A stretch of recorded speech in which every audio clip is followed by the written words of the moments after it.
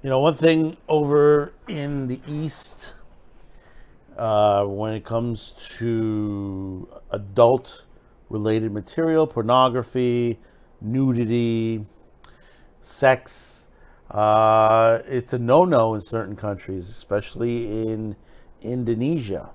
And they have, some of these countries have draconian rules that just basically they enforce on a daily basis. And the thing about it is, and you know, we've discussed the war on porn on all sides of the aisles, the left, right, what, you know, specifically what country, this country, Asia, Russia, Australia. The thing about it is,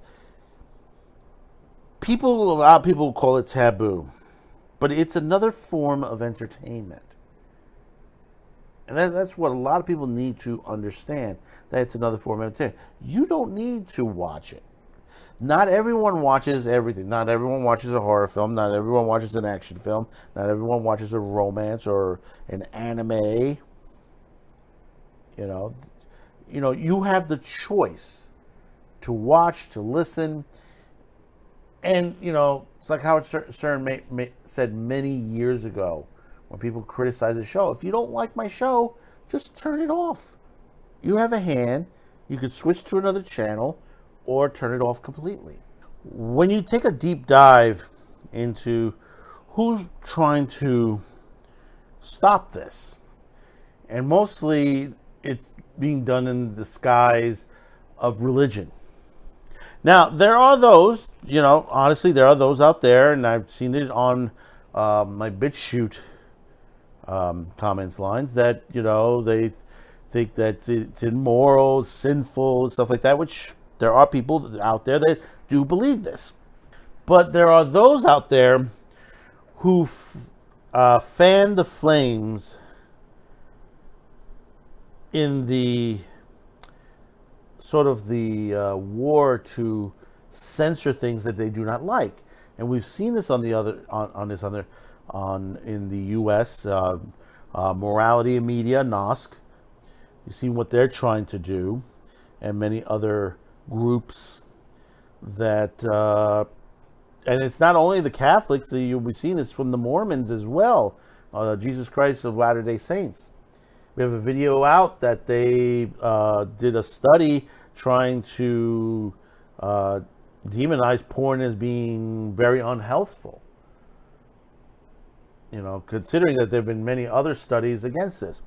Now, and I've said this on many occasions, when you're overseas in Indonesia, you got to be careful what you're doing, what you're filming on there, because basically you could violate the law. And a couple more people have found out this the hard way as well. Basically, you know, that they were camming online, dancing naked, and the police has come to arrest them. It's one hell of a story on this. This is out of XBiz. Indonesia police arrest and publicity shame 2 women for camming. Shame. Shame. Shame. Shame. Shame, shame, shame. Shame on you. Shame, shame, shame. Shame on you. West Jakarta police arrested and publicly shamed 2 young Indonesian women for nude camming early this week, charging them with pornography. The 2 women were arrested after Cyber Patrol officers monitoring popular camming platforms DreamLive saw them dancing in the nude in separate streams. The West Jakarta Police Department told the press that its Cyber Patrol regularly monitors the internet for local pornographic content. The police later displayed the detainees, 21 and 19-year-olds, for assembly photographers at a press conference. We confiscated 14 items as evidence, including the clothes they wore during the live stream, a phone, a book, pornographic screenshots. West Jakarta Crime Investigation Unit Commissioner Andre Kuan told the press. The police also arrested a 33-year-old man accusing of managing the women and are currently seeking another 8 of his models. The 3 each were charged with distribution of pornographic content online under the Information and Electronics Transactions Act. The law punishes producers of erotic content with the maximum of 6 years in prison or a fine of 1 billion Indonesian rupiahs, which is about $65,000 US. Last month, an Indonesian police also arrested a popular 22-year-old influencer, cosplayer, and an NSFW Instagram live feed. The spokesperson for the Bengkulu Police Grand Commissioner said at a press conference that the woman carried out an obscene act on social media for the sake of gifts and tips. As experts reported, under the country's harsh 2008 obscenity law 44, Indonesia, including Bali, a popular destination for tourists, expats, and influencers, has become notorious for reoccurring arrests of locals and foreigners making and sharing content online. The country's ambiguous pornographic laws have led to jailing people over adult content and leaked sex tapes, including celebrities. Noted news site Coconuts Bali last year, when another influencer was detained for allegedly indecent content. Even so, some Indonesians still break the law, with the number of content makers active on adult platforms such as OnlyFans, which now it's going to be Playboy as well, is popular among sex workers.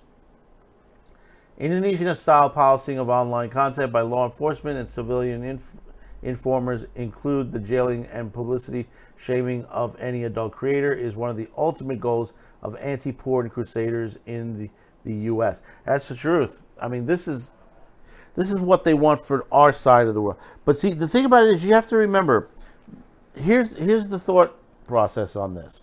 Remember this, is that they're not only looking to ban porn, they want to ban things that they deemed that they don't want on screen, and including what basically what we're doing here. You know, some of the things we discuss on that. You know, they would love to get rid of us, that we are not discussing here at Man Show, that we're not discussing these articles, these stories that come out from local and overseas. Because they don't want you to know what's going on. They want to pass these laws under the disguise of saying, well, we're helping children. We're helping against sex trafficking. I mean, we had the last video and we discussed a little bit on this, is that a lot of times when people are charged with this, it's a false charge. And what we mean by that is, and this is coming from these radical groups, is that if someone is paid via their agent, they're considering that sex trafficking. But yet that does happen in Hollywood itself. There are times where the agent is paid and the agent takes his cut, and then because he takes care of the finances through their accounting office and pays the actor or actress. But that's not trafficking as far as the Hollywood end, but it is trafficking in the porn end. You know, you could see this. And the thing about it is, more and more men and women are on their own as far as the adult industry. They do their own work themselves. They do their own hiring, they do, you know, and they're trying to build their own companies, their own small companies.